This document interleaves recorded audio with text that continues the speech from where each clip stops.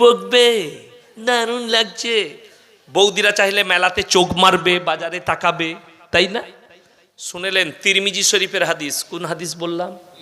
তিরমিজি শরীফের হাদিসে আছে, যারা নিজেদের চুল আর দাড়িকে পয়রার বুকের মতো কালো করে তাদের জন্য জান্নাতের খুশবু হারাম। রিপিট করছি, তিরমিজি শরীফের হাদিস। নবীজি সাল্লাল্লাহু আলাইহি সাল্লাম বললেন, হে আমার সাহাবীরা, যারা নিজেদের মাথার চুল আর দাড়িকে পয়রার বুকের মতো কালো করবে, কালো কালার দিয়ে, তাদের জন্য জান্নাতের খুশবু হারাম। আপনি কালার করতে পাবেন না? পাবেন। ব্রাউন করুন, লাল করবেন, লাল করা জায়েজ আছে। কেন? যে কালারটা করবেন সেটার দ্বারা যেন আপনার বয়সটা প্রকাশ পায়। আচ্ছা, লাল যদি করে দাড়িকে, বোঝা যায় না? যায় না? লোকটা বুড়ো, কথা বলে না, বোঝা যায়, বয়স প্রকাশ পায়। কিন্তু কালো করে দিলে প্রকাশ পাওয়া যায় না, ওটা শয়তানের কাজ। আমার নবীজি নিষেধ করেছেন।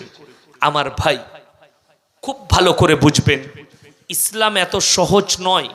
আল্লাহ এতটা সহজ করেছে, মুসলমান সেটাকে কঠিন করে নিয়েছে।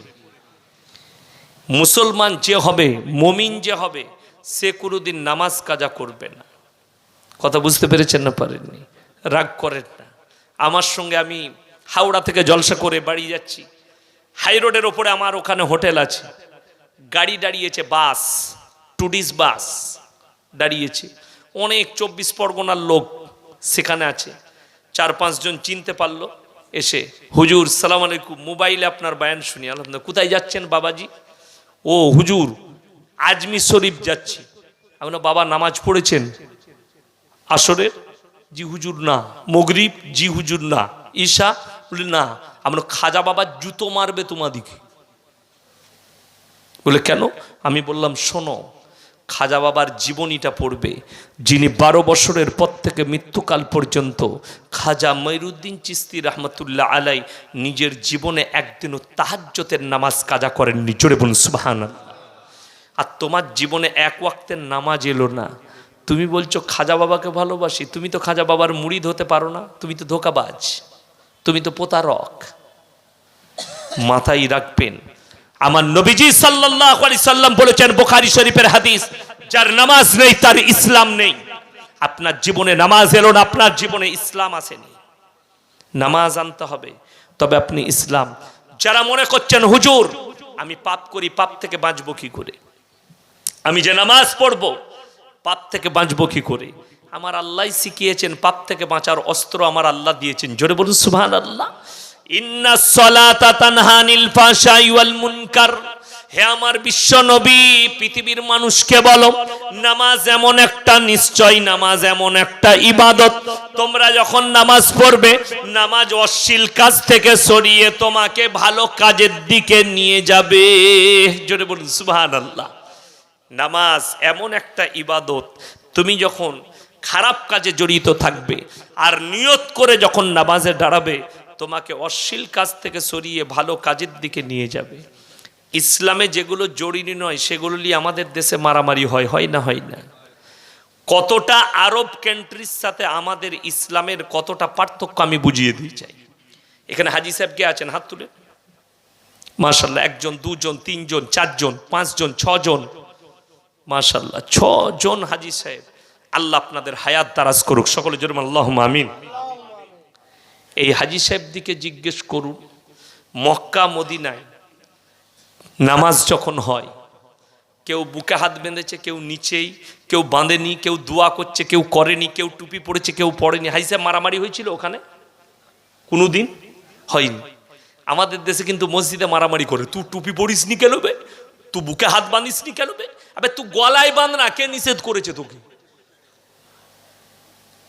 ঝামেলা কেন করছো? কোরআন কটা সকলে বলুন? একটা। হাদিস কটা? একজন ইমাম বলেছেন রাফাদাইন। কে? ইমাম শাফি রহমতুল্লাহ আলাই।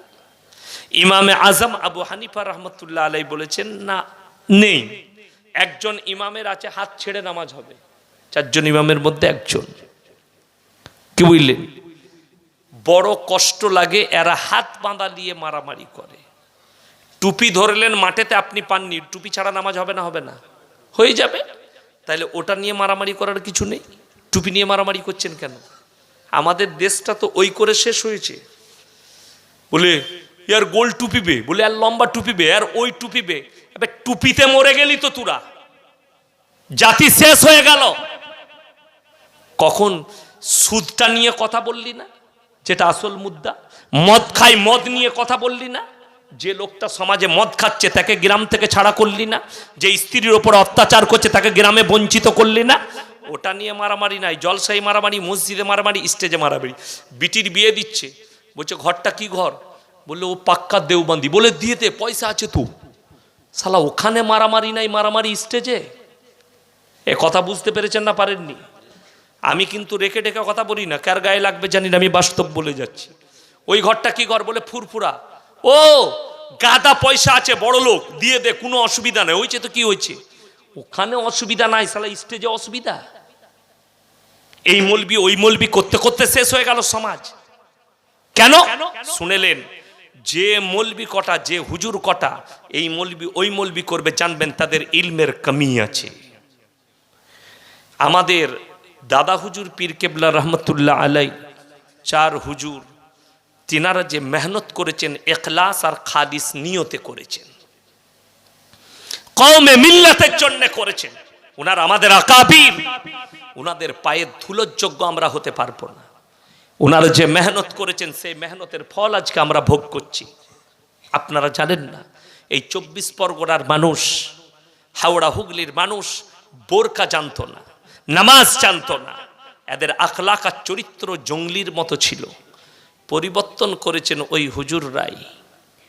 বড় মেহনত করেছে আপনার বাপ দাদুদের পেছনে, তবে মসজিদ পেয়েছেন, তবে দিন পেয়েছেন, তবে বোরকা পেয়েছেন, তবে টুপি পেয়েছেন, তবে আখলাক পেয়েছেন, তবে চরিত্র পেয়েছেন, তবে দস্তরখান পেয়েছেন, তবে প্লেট পেয়েছেন। মানুষ জানতো না, তবে দাড়ি পেয়েছেন। আমার ভাই, আর তোমরা মারামারি করছো না। আপনাকে বলে দিই কষ্ট কোথায় লাগে শুনেলেন? কালকে একজন আমাকে ফোন করে বলছে, কি বললে, আপনার নাম ইয়াসিন? জি। দুটো মুদ্রা তুলল, তুমি পীর বিরোধী মৌলবি। আমি বললাম তুমি আমার বয়ান সব শুনোনি? বলে কেন? 16,000 বয়ান শুনো। আমি ভণ্ড পীরের বিরুদ্ধে, হক্কানি পীরের পক্ষে। আমি পীরের বেটা, আমি কখনো পীর বিরোধী হতে পারি না। পশ্চিমবাংলার যত বড় বড় তাবড় আলেমে দ্বীন আছে তারা সবাই জানে যে আমি কার বেটা। তাদেরকে বললাম, মোল্লা তহা সিদ্দিকীকে জিজ্ঞেস করবে আমি কার বেটা, তিনি জানেন আমার বাপ কিরকম পীর। আমি সেই পীরের সন্তান, আমি কি করে পীর বিরোধী হব? তুমি যদি ভণ্ড হও আমি তোমার বিরুদ্ধে। জীবনে এক ওয়াক্তের নামাজ নাই, তুমি যদি নিজেকে পীর বলো আমি কখনো মেনে নিতে পারবো না। তোমার জীবনে আখলাক আর চরিত্র নেই, তুমি মাজারে বসে গাঁজা আর মদ খাও, আমি তোমার বিরুদ্ধে কথা বললাম, সংগ্রাম ছিঁড়ে দিলাম, যেহেতু তুমি আমার নবীজির বিরুদ্ধে, তোমার বিরোধী। বিশ্বাস করবেন না, এত অকাট্য ভাষায় মা বোন তুলে গাল দিয়েছে আমাকে, আমি রেকর্ডিং করে রেখেছি। সমাজের বুকে প্রকাশ করব না আমি। কেন? আমি খালি তাকে বললাম, রেকর্ডিং রাখলাম, মাঝে মাঝে শুনবো যে আমার মা কি অপরাধ করেছে তোমার। আর আমি তাকে বললাম, তুমি যে ভাষাগুলো ইউজ করলে আমি বুঝতে পেরে গেছি তোমার পীর কিরকম হতে পারে, সে গাঁজাখোর ছাড়া আর কিছু হতে পারে না, হক্কানি হতে পারে না। মুরিদের অবস্থা যদি এই হয় তাহলে পীরের হাল কি হতে পারে? তাকে বললাম দুঃখ। আমি বললাম, আমি দোয়া দিচ্ছি তোমাকে, তোমার মা আমার মায়ের মতো, তোমার মাকে আমি গালি দিতে পারবো না। তোমার মাকে জিজ্ঞেস করবে, বর্তমানের এই হুজুরকে তার মা তুলে গালি দিয়েছি, তোর মা তোকে চপ্পলে করে মারবে। তুই যদি মলবিও হয়ে থাকিস তোর মা মারবে। যেহেতু তোর মা আমার মায়ের মতো, তোর মাকে আমি গালি দিতে পারবো না। যেহেতু তোর মা আমার কাছে অপরাধী নয়, তবে তোমার লেগে দোয়া করবো আল্লাহ তোমাকে হিদায়েত প্রাপ্ত করুক। কি করে গালি দেয়? বুখারী শরীফের রিওয়ায়াতে আছে। তাকে বললাম ভালো করে হাদিসগুলো স্টাডি করবে, ভালো করে পড়বে। মুনাফিকদের 1 নম্বর লক্ষণ হচ্ছে তারা অশ্লীল ভাষা ব্যবহার করে, গালিগালাজ করে। এটা মুনাফিকদের 1 নম্বর লক্ষণ। প্রত্যেকটা মুসলমানকে ভাইকে বলে যাচ্ছি, কেউ অশ্লীল ভাষা ব্যবহার করবেন না, জোরে বলুন ইনশাআল্লাহ। তাতে ভাইয়ের সঙ্গে হোক, বাপের সঙ্গে হোক, বেটার সঙ্গে হোক, প্রতিবেশীর সঙ্গে হোক, কর্মচারীর সঙ্গে হোক, কেউ খারাপ ভাষা ব্যবহার করবেন না। আপনার মধ্যে মুনাফিকি চাল চলে আসবে। আমার নবীজি নিষেধ করেছে। ভদ্র ভাষায় কথা বলুন। নরমে কাজ হয়, গরমে কাজ হয় না। নরমে কাজ হয়, গরমে কাজ হয় না। আমার নবীজি সাল্লাল্লাহু আলাইহি সাল্লাম, আল্লাহর কসম, আল্লাহ নরম করেছিলেন বলে আজকে আপনি নিজেকে মুসলিম বলতে পাচ্ছেন, নবীজির উম্মত বলতে পাচ্ছেন। না হলে দিনটা মক্কা মদিনাতেই শেষ হয়ে যেত। কোরআন শোনায় আমার আল্লাহ রাব্বুল আলামিন আমার নবী বিশ্ব নবীকে বললেন, ফাবিমা রাহমাতিম মিনাল্লাহি লিনতা লাহুম ওয়ালাউ কুনতা ফাজ্জান গালিজান কলবি লান ফাজ্জু মিন হাওলিক। হে আমার বিশ্ব নবী, আমি তোমার হৃদয়টাকে নরম আর কোমল করেছিলাম বলে কেউ কোনোদিন তোমার কাছ থেকে দূরে সরে যায়নি। লান ফাজ্জু মিন হাওলিক, আর আমি যদি তোমাকে কর্কশ ভাষী করিতাম সবাই তোমার কাছ থেকে দূরে সরে যেত। সবাই তোমার কাছ থেকে দূরে সরে যেত যদি কর্কশ ভাষী করিতাম।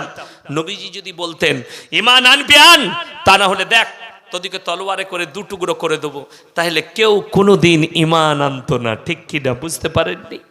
নবীজিকে পাথর মেরেছে, নবীজি সাল্লাল্লাহু আলাইহি সাল্লাম তাদের জন্য দোয়া করেছেন। জোরে বলুন সুবহানাল্লাহ।